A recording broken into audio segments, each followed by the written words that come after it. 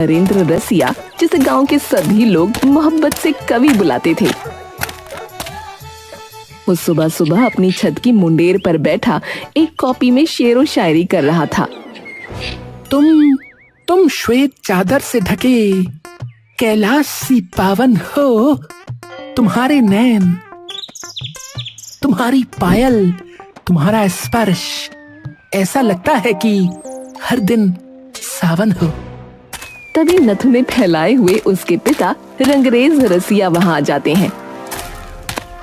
अरे ये देख लो, हैं? ये देख लो, सुबह के 6 बज रहे हैं और 6 बजे उठकर क्या कर्म कर रहा है ये मोड़ा, हैं? रंगरेज सुलगते दिमाग के साथ उसकी ओर देखता है। अपने पिता की आंखों में गुस्सा खनकते देख कवि एकदम से खड़ा हो जाता है और अपने कागज कलम एक तरफ रख देता है। क्या हुआ बापू? मेरा सर हुआ है। वो तो पहले से ही मौजूद है आपके धड़ पर।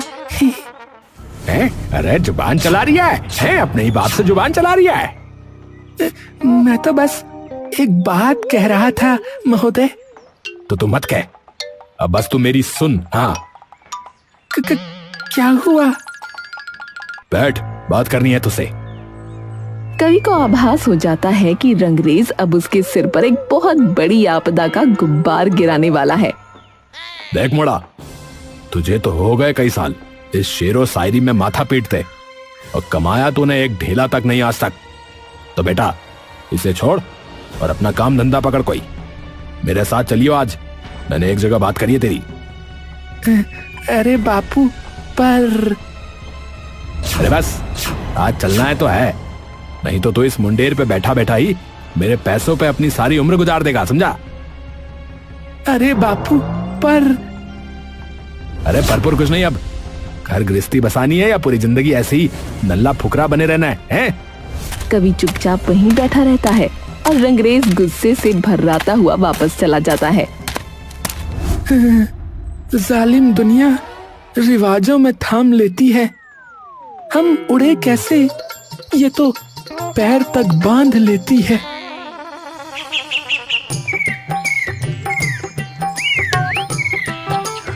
रंगरेज तैयार होकर घर के आंगन में खड़ा है। अरे आजा जल्दी, थाना बंद हो जाएगा वरना। ये सुनते ही कवि शर्ट पैंट में बाहर दौड़ा आता है।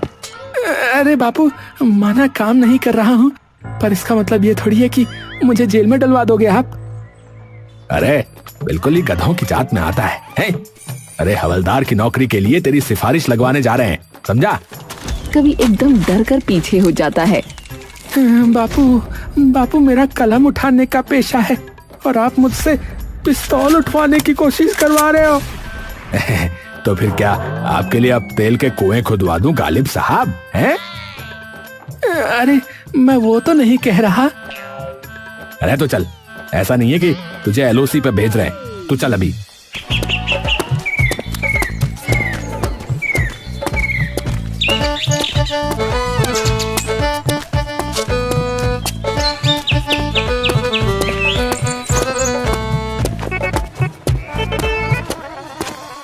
रंगरेज और कवि जैसे ही थाने पहुंचते हैं, सामने इंस्पेक्टर फुल्की पान चबा रही होती है। उसकी साइड में उसका कांस्टेबल टीनू उसके लिए पीक दान लिए खड़ा होता है। नमस्कार मैडम। नमस्ते। अरे मेरे हाथ पे और सीटे मार दिए, यूं ना कि इसे टेबल पर रखवा दे। हाँ जी, अब बताइए कैसे आना हुआ है यहाँ? वो मैडम, ये लोग मेरे ही कहने पे आए। आप काहे बुलाए इन्हें भाई? ये असल में मेरे दोस्त है मैडम, रंगरेज रसिया, और ये है उनका बेटा नरेंद्र रसिया। रंगरेज इस्तकबाल करने के लिए हल्का सा झुकता है और कवि को आंख दिखाकर उन्हें नमस्ते करने का इशारा करता है। नमस्ते मैडम। रंगरेज रसिया मैडम, नमस्ते। हाँ, ओए, जब गांव में सरकार ने मनरेगा योजना चलाई है तो इन्हीं जैसे नल्लों के लिए तो चलाई है, उसमें कुछ करवा दो इसका। कवि एकदम से उसकी ओर देखता है। अरे मैडम, वो अनपढ़ लोगों के लिए होती है, ये तो पढ़ा लिखा नल्ला है। अच्छा जी? अरे क्या नल्ला नल्ला लगा रखा है? कवि हूँ मैं महोदय। अरे चुप हो जा, तो यहाँ भी काम बिगड़वाएगा है? अच्छा, तो कवि महोदय जरा एक कविता सुनाइए। अरे ऐसे कैसे, ऐसे थोड़ी ना माहौल बनता है कविता का। इसके लिए अलग से बैठना पड़ता है। अलग से क्या, बाथरूम में बैठ के सुनाएगा क्या है? क्या करना है बता? थोड़ा बहुत भाग दौड़ भी कर लेते हैं ना। रोज सुबह सुबह दंड बैठक करता हूँ और दौड़ मारता हूँ। ठीक है, तो फिर कल से भेज दीजिएगा। अरे बहुत बहुत मेहरबानी मैडम, बहुत बहुत मेहरबानी। कोई नहीं। अरे टीनू, जरा कालू के यहाँ से 4 समोसे ले आ, भूख लग गई रे हमें भैया।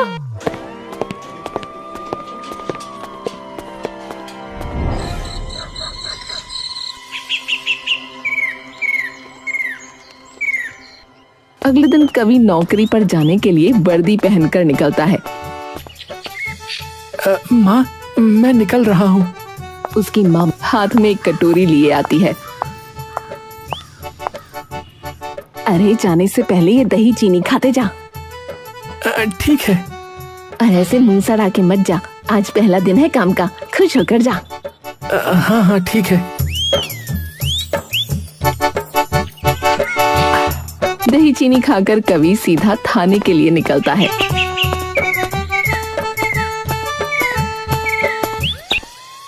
कवि थाने में पहुंचता है। जय हिंद मैडम। अरे आइए आइए कवि नरेंद्र रसिया। और बताइए भैया, सब ठीक है?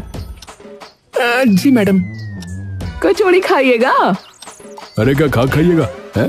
पहले आप खाने के लिए तो कुछ छोड़िए। नहीं मैडम, बस धन्यवाद। चलिए आपकी मर्जी। हाँ जी टीनू जी, जरा इन्हें बता दीजिएगा आज का केस, और आप साथ में ही जाइएगा। केस? मैडम, केस मतलब किसी खतरनाक मुजरिम को पकड़ना है क्या? अरे आप तो डर ही गए कवि महोदय, लश्कर के हेड को पकड़ने नहीं भेज रहे आपको, चिंता मत कीजिए। ठीक है मैडम, तो फिर हम चलते हैं। ठीक है। अरे हाँ टीनू, आते वक्त मेरे लिए टिक्की और ले आइएगा। एक हलवाई बैठा लाता हूँ, यहीं बांध लियो उसे। ठीक है मैडम, चलो भाई।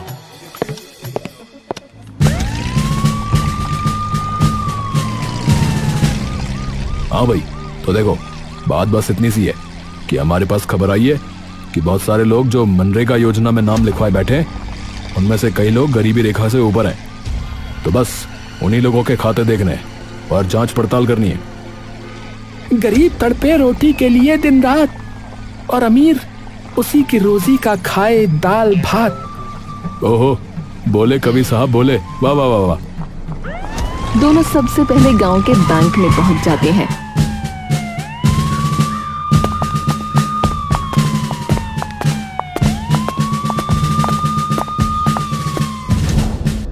तू यही बैठ, मैं जरा इन लोगों के खातों के बारे में पता करके आता हूँ, ठीक है?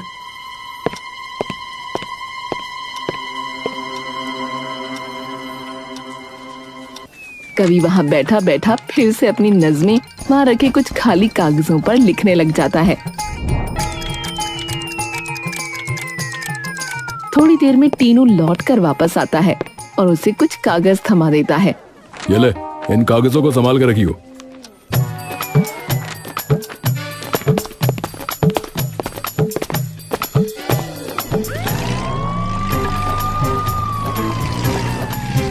दोनों गाड़ी में बैठकर कहीं जाने लगते हैं। अब कहाँ जा रहे हैं? बस कुछ लोग आए नजर में जिनके खाते में पैसे जा रहे हैं, लेकिन थोड़ी देर बाद ही वो पैसे किसी और खाते में भेज दिए जाते हैं। और जब उनका खाता देखा तो उन लोगों के पास तो पहले ही खूब पैसा पड़ा है, तो इन्हीं लोगों के घर जा रहे हैं। इन लोगों ने पहना झूठा लिबास है। इन लोगों ने पहना झूठा लिबास है। सर, इन लोगों को डंडे मारो, ये तो पक्के धोखेबाज हैं।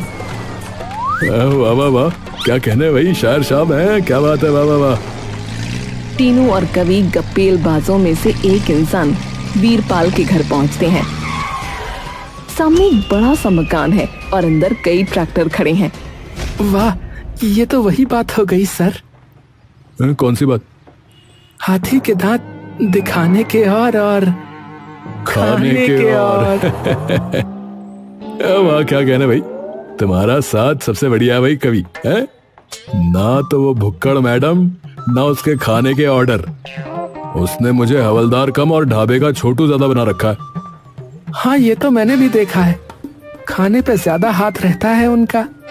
ज्यादा हाथ नहीं, वो खुद ही पूरी की पूरी खाने पे रहती है। हाँ। कवि हंसने लगता है। चलो जरा इनको पकड़ के लेकर आते हैं।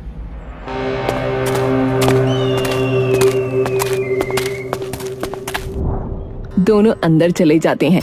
सामने एक औरत खड़ी होती है। अरे भाभी, अरे जरा बीरपाल को बुलाओ बाहर।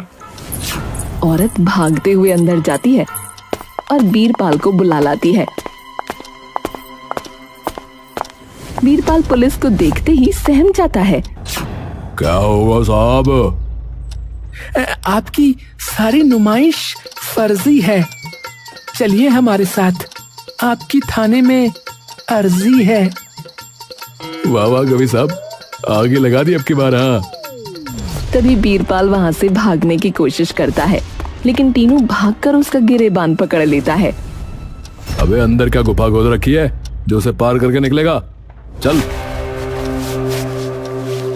टीनू गाड़ी की चाबी कवि की तरफ फेंकता है और बीरपाल के हाथ में हथकड़ी बांध देता है। ले भाई कवि, गाड़ी खोल, पहले इसका सूद बांधते हैं। अरे पर मोया कुछ ना पतो है, मैंने कुछ ना कियो, तो अंदर रेल पकड़ने भागा था है? टीनू उसे पीछे बिठाता है।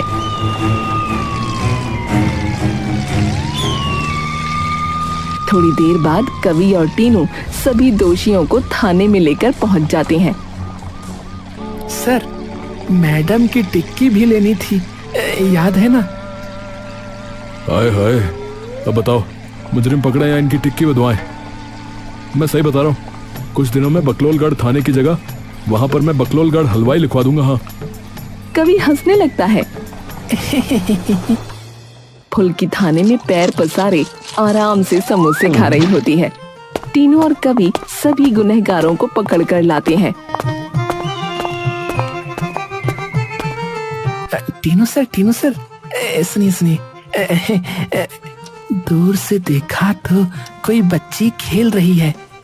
अर्ज किया है, दूर से देखा तो कोई बच्ची खेल रही है। पास आके देखा तो फुल्की मैडम समोसे पेल रही है।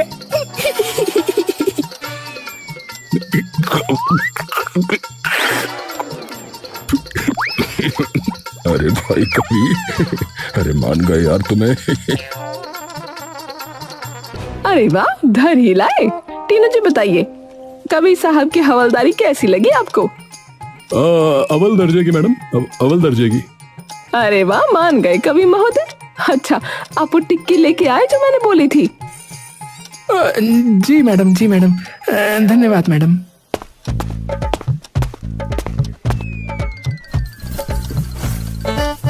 चलिए करो भाई अंदर।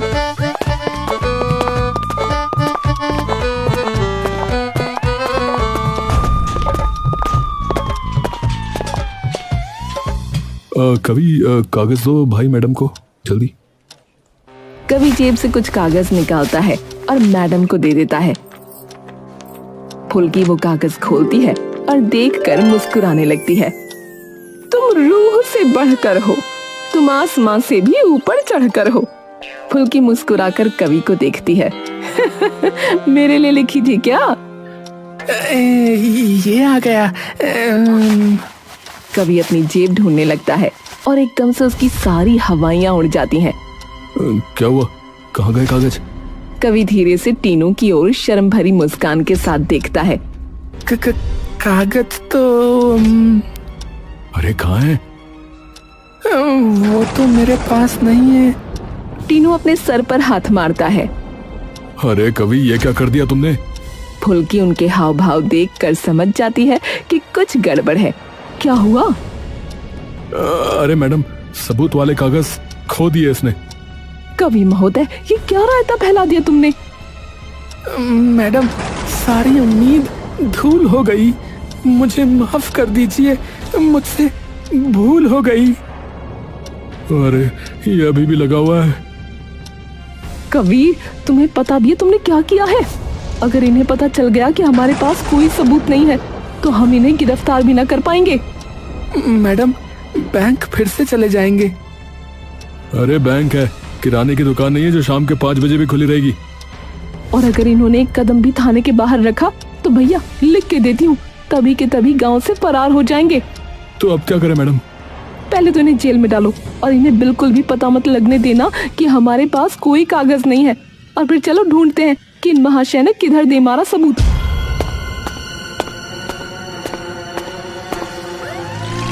तीनों गाड़ी में जा रहे हैं और कवि पीछे बैठा है। हाँ भाई कवि, अब बताओ कि कहाँ कहाँ से निकाले थे कागज? अरे क्या हो गया, जुबान भी खो दी क्या? बोल क्यों नहीं रहे कवि? फुल की गाड़ी के ऊपर शीशे में देखती है कि कवि पीछे बैठा कागज पर कुछ लिख रहा है। ये देख लो टीनू जी, पूरा केस फंसा दिए हैं और इनके कान पर जूं तक न रेंग रही है। अरे ओ कबीरदास, ओ भाई हो। जी जी जी सर, बताइए। अरे तुम्हारी नज़मों से नहीं मिलेंगे हमें कागज। ये बताओ कि आखिरी बार कहाँ निकाले थे? जब हम ढाबे पे रुके थे टिक्की लेने, शायद तब निकाले थे। लो जल्दी ढाबे पे गाड़ी लो।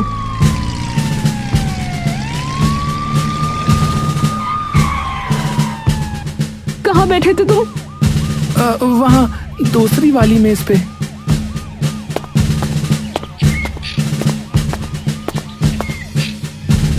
मैडम यहाँ तो कुछ नहीं है। अरे सुन भाई हो। जी साहब बताओ। यहाँ कोई कागज पड़े मिले थे क्या? पता नहीं साहब, मेज कुर्सियों की सफाई तो मुरारी करता है। हाँ तो बुलाओ उसे। तभी कवि और फुल्की भी टीनू के पास आ जाते हैं। वो तो घर गया साहब।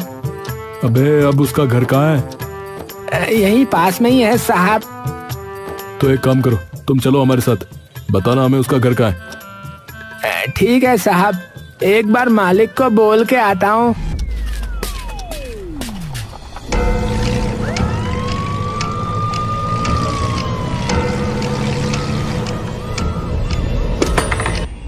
ये क्या बवाल है भाई, हथौड़ा किसने फेंका? अरे क्या आ गया? अरे सीधा कुकर ही मुंह पे फेंक के मार दिया क्या?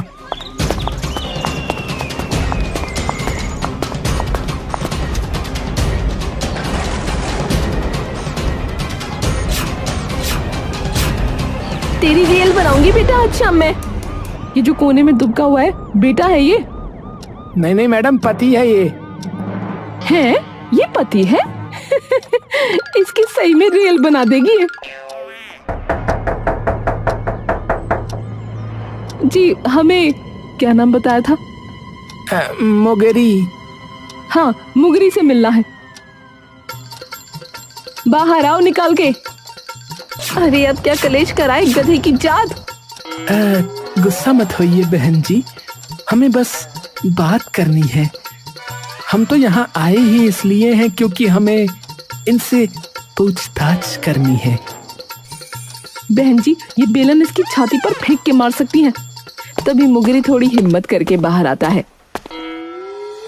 हाँ भाई, ढाबे पे साफ सफाई करते वक्त कोई कागज मिला था तुम्हें अभी थोड़ी देर पहले? नहीं साहब, मुझे तो कुछ नहीं मिला। सच बता रहा ना? हाँ साहब, झूठ क्यों बोलूंगा मैं, कागज मेरे किस काम के। बात तो ठीक है मैडम इसकी भी। अरे कभी महोदय सुनो, तुमने किसी और जगह भी कागज निकाले थे भाई? नहीं सर। क्या करें मैडम? चलो वापस थाने। और क्या ही करें, अब छोड़ना ही पड़ेगा, कल फिर बैंक जाना पड़ेगा।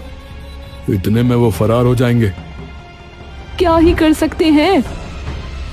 फुल्की, टीनू और कवि मुंह लटकाए वापस थाने आ जाते हैं। फुल्की वापस अपनी कुर्सी पर आकर बैठ जाती है। सारा काम खराब कर दिए तुम कवि। चलो और कुछ नहीं तो ये टिक्की ही खा लेते हैं थोड़ी। फुल्की थैली खोलती है और एकदम से चौंक जाती है। अरे टीनू जी, मिल गए कागज? मिल गए? कहाँ मिले? ये टिक्की वाले कागज में, मतलब जिन कागजों में टिक्की बंधी हुई थी। ये लो, बगल में छोरा, शहर भर में ढिंडोरा। पर ये बगल में छोरा आया कहाँ से? टीनू थोड़ी देर सोचता है। मैं बताता हूँ मैडम। अरे क्या हो गया भाई, इतनी देर क्यों लगा दी? अरे साहब वो अखबार ही खत्म हो गए, हम उसी में बांटते थे टिक्की, तो थोड़ी देर रुकना पड़ेगा। आप कोई कागज दे दो अगर है तो। अरे अरे हाँ कभी तू ही दे दे इन्हें कोई कागज, वैसे भी तू इतने सारे कागज लिए फिरता है रे। वो तो मैं शायरी लिखने के लिए रखता हूँ, पर चलो कोई बात नहीं, दे देता हूँ। और इसने अपने कागजों की जगह हमारे वाले कागज दे दिए। बाहर जाओ यहाँ से और कविता ही लिखना आगे से, नहीं तो किसी और का काम खराब करवा दोगे। अरे अरे मैडम सुनिए सुनिए, मेरी बात तो सुनिए। देखिए मैडम, आपकी गालियां 1000 खा लेंगे, आप सुन रही है ना, आपकी गालियां 1000 खा लेंगे, पर अगर काम से निकाल दिया तो बापू मार डालेंगे। अरे तुम जैसों का कोई दायरा नहीं है। अरे थाना है ये, मुशायरा नहीं है।